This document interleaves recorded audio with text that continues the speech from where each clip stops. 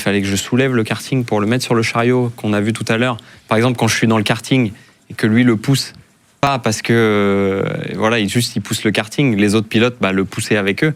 Mais c'est que moi, il voulait m'économiser avant la course pour que j'ai plus d'énergie pendant la course. Pas que je m'abîme le dos. Donc c'était bien. Ouais. Il avait fait un chariot différent avec des vérins.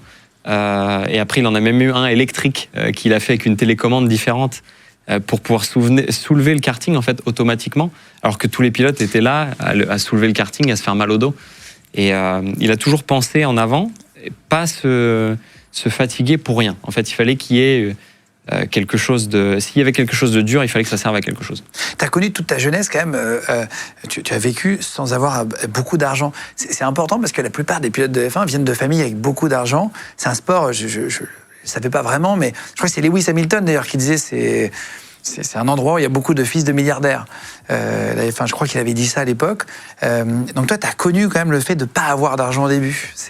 Oui, alors je n'ai jamais manqué de rien. Hein, tu sais, Guillaume, même quand on habitait dans la caravane, voilà, j'avais toujours à manger dans l'assiette. On avait toujours la bonne température. Voilà, pas trop chaud, pas trop froid. J'avais toujours mon sirop de fraise quand je le voulais le soir. Voilà, il n'y avait pas de soucis de ce côté-là. C'est sûr que j'ai eu un parcours qui est plus difficile que certains pilotes, mais tu sais,